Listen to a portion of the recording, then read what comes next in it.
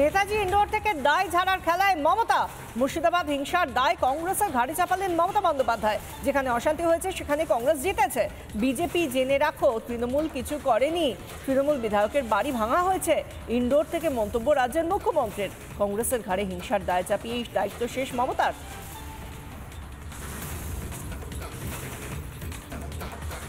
Netaji indoor থেকে আজ মুর্শিদাবাদের ঘটনার দায় ঝাড়ার খেলায় মমতা বন্দ্যোপাধ্যায়। মুর্শিদাবাদ হিংসার দায় কংগ্রেসের ঘাড়ে চাপানোর মরিয়া চেষ্টা মমতার। তিনি বলছেন যেখানে অশান্তি হয়েছে সেখানে কংগ্রেস জিতেছে। বিজেপি জেনে রাখো তৃণমূল কিছু করেনি। তৃণমূল বিধায়কের বাড়ি ভাঙা হয়েছে। তিনি কথা প্রসঙ্গে বলেছেন 3 জন তৃণমূল বিধায়কের বাড়িতে হামলা হয়েছে। যদি তৃণমূল জড়িত থাকতো তাহলে তৃণমূল বিধায়কদের বাড়িতে হামলা হতো না।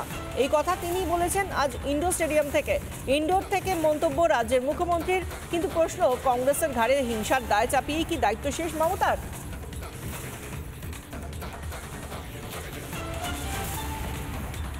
পরিস্থিতির চাপে ওয়াকআপ নিয়ে কিছু অশান্তি হয়েছে, প্ররোচনামূলক কথাবার্তাও হয়েছে। মুর্শিদাবাদ সিট নয়, ওটা মালদা সিট। যেখানে গন্ডগোল হয়েছে মালদা সিট, ওটা কংগ্রেসের জেতা আসন। জেতবার সময় তারা জিতবে, আর দাঙ্গা হলে তখন রাস্তায় বেরোবে না, কন্ট্রোল করবে না। এটুকু আশা আমি করি না। পাবলিক রিপ্রেজেন্টেটিভদের সাথে থাকা উচিত। তৃণমূল কংগ্রেস যদি করতো, বিজেপির জেনে রাখা উচিত, তাহলে তৃণমূল কংগ্রেসের 3 জন এমএলএর বাড়ি আক্রান্ত হতো না। নেতাজি ইন্ডোর থেকে যাবতীয় দায় ঝাড়ার চেষ্টা করছেন মমতা বন্দ্যোপাধ্যায়। তিনি বলছেন মুর্শিদাবাদ, বলা হচ্ছে যে মুর্শিদাবাদে অশান্তি হয়েছে, হিংসার ঘটনা ঘটেছে, কিন্তু আদতে তা হলো মালদা যে জায়গায় কংগ্রেস জিতেছে সেই জায়গাগুলোকেই টার্গেট করছেন মুখ্যমন্ত্রী। এই নিয়ে আমরা কথা বলবো। কংগ্রেস নেতা অধীর রঞ্জন চৌধুরী আমাদের সঙ্গে টেলিফোন লাইনে রয়েছেন। অধীরবাবু, একেবারে সরাসরি নেতাজি ইন্ডোর স্টেডিয়াম থেকে মমতা বন্দ্যোপাধ্যায় বলছেন সমস্ত দায় কংগ্রেসের, দায় ঝাড়ার চেষ্টা। আপনারা সমর্থন করছেন কংগ্রেসের এই সমস্ত দায়? দেখুন, আমি এর আগেই ব্যাপারটা বুঝিয়ে বলেছি যে ঈশা খান আমাদের যিনি এমপি, তিনি মুর্শিদাবাদ জেলায় তার 2টো এলাকা আছে, একটা ফারাক্কা এবং একটা শামশেরগঞ্জ। এবারে শামশেরগঞ্জে কংগ্রেসের রেজাল্ট খুব ভালো হয়েছে এবং আগামী 26-এর নির্বাচনের আগে তৃণমূল পার্টি তার হারানো জমি পুনরুদ্ধার করতে চায়।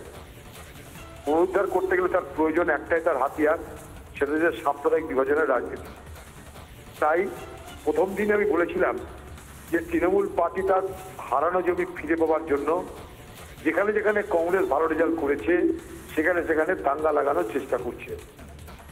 নাহলে ছোট একটা কথা বলি আপনাকে, সেখানকার এমএলএ এমপি কথা ছেড়েই দিন, এমপি আমাদের মালদায় থাকে, কিন্তু তৃণমূলের এমপি ওইখানেই থাকে। গ্রাম পঞ্চায়েত থেকে আরম্ভ করে বুথ লেভেল সর্বত্র, মিউনিসিপ্যালিটি, পঞ্চায়েত, সবই তৃণমূলের, পুলিশ তৃণমূলের, সবই তৃণমূল, দিদি তৃণমূল, সরকার তৃণমূল। আর সেখানটাই দোষটা আমাদের উপর চাপানো হচ্ছে, বলা হচ্ছে কংগ্রেসের এলাকা বলে এইরকম দাঙ্গা হচ্ছে। আমাকে একজন মাঝখানে জিজ্ঞেস করেছিল, আচ্ছা বাংলার মুখ্যমন্ত্রী মমতা ব্যানার্জি কি আপনারা বুঝতে পারেননি যে এইরকম একটা ভয়ঙ্কর মুখ্যমন্ত্রী হবে? আগে বুঝতে পারেননি? তাহলে কি করে বুঝবো? আমাদের দোষটা কোথায়? বুঝে কেন? মমতা ব্যানার্জির জন্ম যে কংগ্রেস পার্টিতে হয়েছিল, তাই আপনাদের দোষ। এখানেও ব্যাপারটা ওই রকমই দাঁড়াচ্ছে যে সরকার ওদের, সবকিছু ওদের, পুলিশ ওদের, সরকার ওদের, পুলিশ মন্ত্রী ওদের, তৃণমূলের এমএলএ, তৃণমূলের জেলা পরিষদ, তৃণমূলের মিউনিসিপ্যালিটি, সব ওদের। কিন্তু দোষটা দিতে হবে কংগ্রেসকে, কারণ সেইখানটা নাকি কংগ্রেস শক্তিশালী ছিল। ঠিক একই রকম ভাবে মমতা ব্যানার্জি কোনদিন কংগ্রেসের ঘরে জন্ম নিয়েছিল, তাই আজকে মমতা ব্যানার্জি কংগ্রেসের বিরুদ্ধে যত দায় ফেলার চেষ্টা করা হোক না কেন মমতার তরফ থেকে, আপনাদের অবস্থান আপনারা সেই জায়গায় যাচ্ছেন না বা আপনারা সেটা মেনে নিচ্ছেন না, সমর্থন করছেন না। ধন্যবাদ অধীরবাবু। আমরা কথা বলছিলাম অধীর রঞ্জন চৌধুরী, কংগ্রেস নেতা আমাদের সঙ্গে ছিলেন। এই মুহূর্তে বিজেপি নেতা দিলীপ ঘোষ আমাদের সঙ্গে রয়েছেন। দিলীপ বাবু, এই এত অশান্তি, সমস্ত অশান্তির দায় নাকি মুর্শিদাবাদে যা যা হচ্ছে সমস্ত কিছুর দায় নাকি কংগ্রেসের, বিজেপি জেনে রাখো আমরা কিছু করিনি। কে বলছেন? বলছেন মমতা বন্দ্যোপাধ্যায়, তৃণমূল সুপ্রিমো। আপনার প্রতিক্রিয়া? মমতা ব্যানার্জি পুরোনো অভ্যাস, সবকিছু করে ঘেঁটে দিয়ে অন্যের উপরে দোষ দেন। আরে ওনার তো এরকম অবস্থা, উনি বুঝতে পারছেন না কোথায় কি হচ্ছে। ওনার ডান দিকের বাঁ দিকের লোকেরা 600 কোটি টাকা খেয়ে ফাঁক করে বসে আছে, উনি কিছুই জানতেন না। ওনাকে বাড়িতে লোকে ঠেলে ফেলে দেয়, সেটাও বলে বহিরাগত কেউ ফেলেছে। তো সেজন্য ওনার কথার গুরুত্ব কতটা আছে এখন আমি বুঝি না। আর ওনার প্রশাসন, ওনার সরকার, ওনার পুলিশ, নিচে উপরে সব ওনার, ওদের দোষটা অন্য লোকের, অন্য কেউ করেছিল উনি বুঝতে পারলেন না। এর কি অযোগ্য, অকম্মা, আহম্মক কেউ হয় কোনো রাজ্যে? কোথাও কেউ মুখ্যমন্ত্রী দেখেছে? তো তাও উনি বলবেন এটা। যদি বাইরের লোক আসে বা বিজেপি বা অন্য কোনো পার্টি করে, পুলিশ কেন অ্যারেস্ট করলো না 2-4 জনকে? যাদের দিকে আঙুল তুলছেন হয়তো অ্যারেস্ট করা উচিত ছিল। যে বলতেন যে এই লোকটা বিজেপি বা এই লোকটা কংগ্রেসে আর এই বাংলাদেশ থেকে এসেছে। তো এই অযোগ্যতাকে চাপা দেওয়ার জন্য উনি অনেক বাহানা দেন, আর এইভাবেই চালিয়ে যাচ্ছেন 15 বছর। অর্থাৎ এত সহজে মুখ্যমন্ত্রী নিজের দায় ঝেড়ে ফেলতে পারবেন না। ধন্যবাদ দিলীপ বাবু। আমরা কথা বলছিলাম বিজেপি নেতা দিলীপ ঘোষ ছিলেন আমাদের সঙ্গে।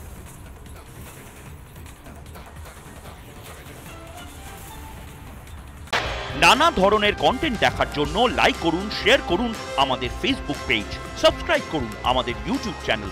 পাশাপাশি অন্যান্য ব্রেকিং নিউজের জন্য অবশ্যই চোখ রাখুন রিপাবলিক বাংলায়।